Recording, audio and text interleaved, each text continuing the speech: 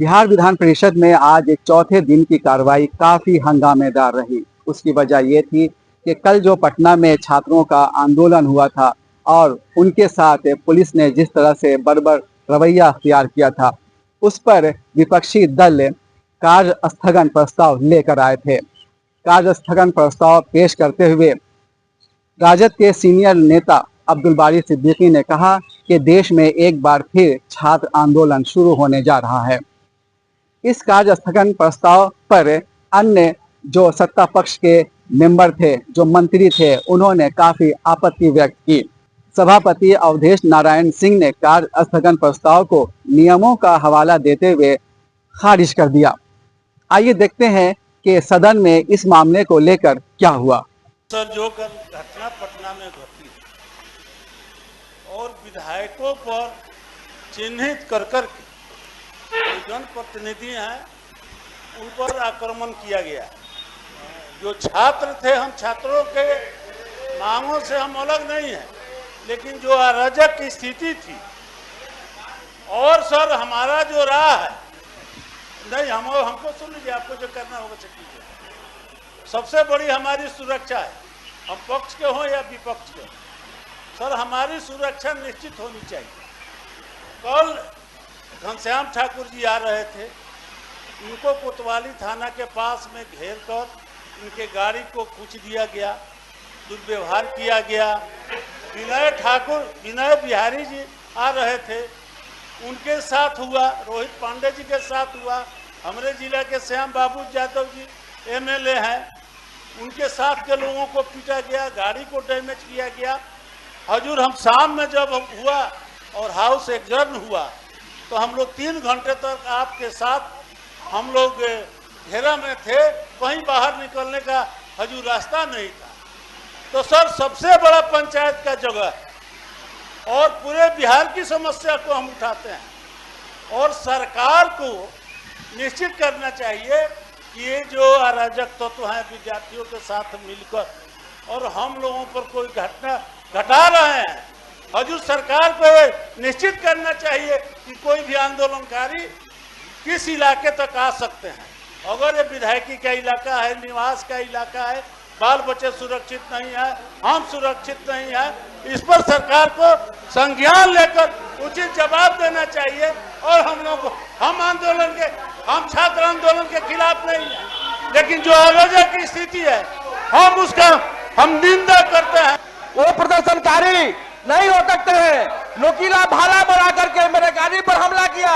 वो छात्र के पास में भाला नहीं हो सकता है, हथियार नहीं हो सकता है, पत्थर नहीं हो सकता है। जानबूझकर जनप्रतिनिधि पर हमला करने के लिए, बिहार को बदनाम करने के लिए, और कांग्रेस पार्टी का झंडा लगा हुआ था उस नोकीले भाला में।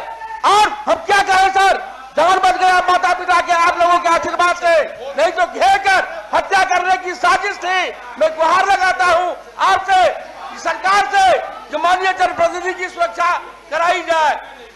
जिन लोगों ने 1974 का आंदोलन नहीं देखा है, वो आंदोलन किसी पॉलिटिकल पार्टी का आंदोलन नहीं था।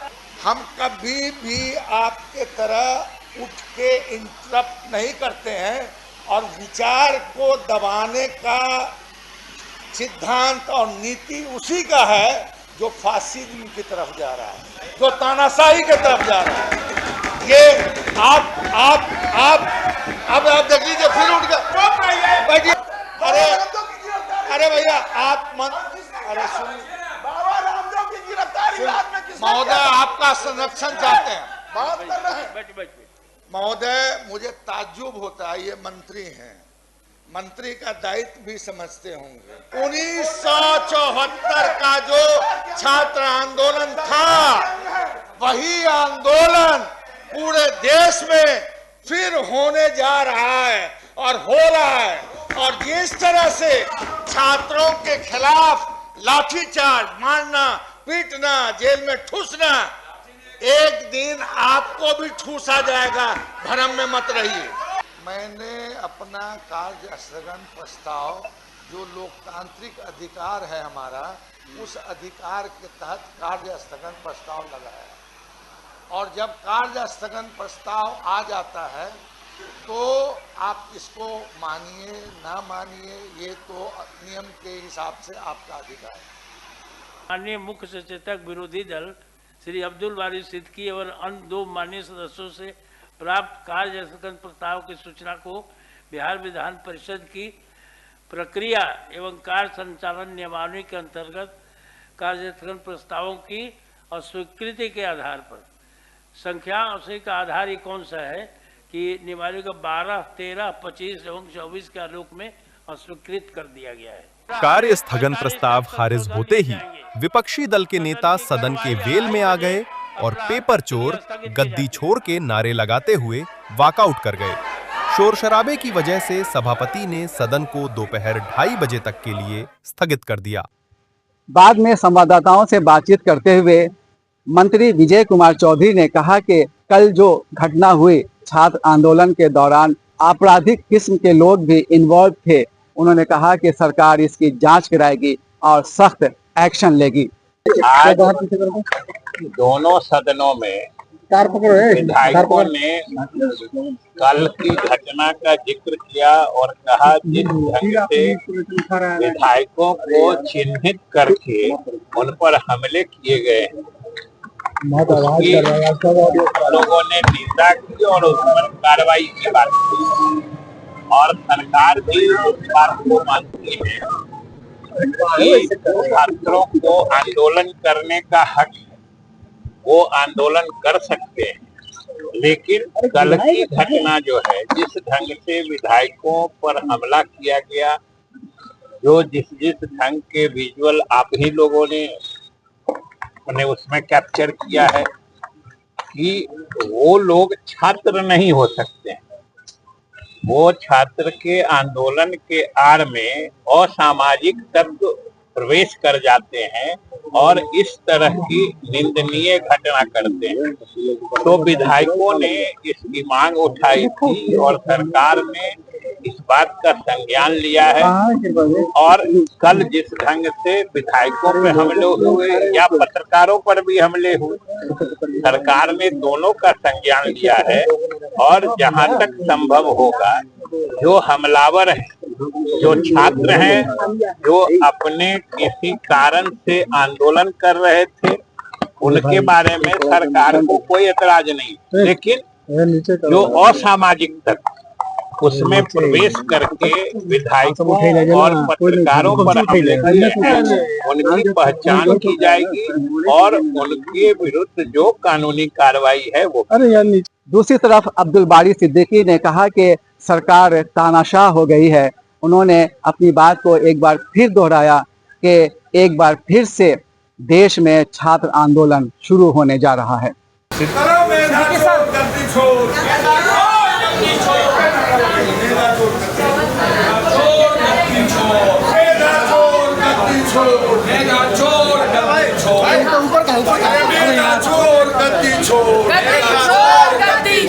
छात्रों पर जो लाठी चलावे वो सरकार निकम्मी है। छात्रों पर जो लाठी चलावे वो सरकार निकम्मी है। मेधा चोर गद्दी छोड़, गद्दी छोड़, मेधा चोर गद्दी छोड़, गद्दी छोड़, गद्दी छोड़। छात्रों पर जो लाठी चलावे वो सरकार निकम्मी है।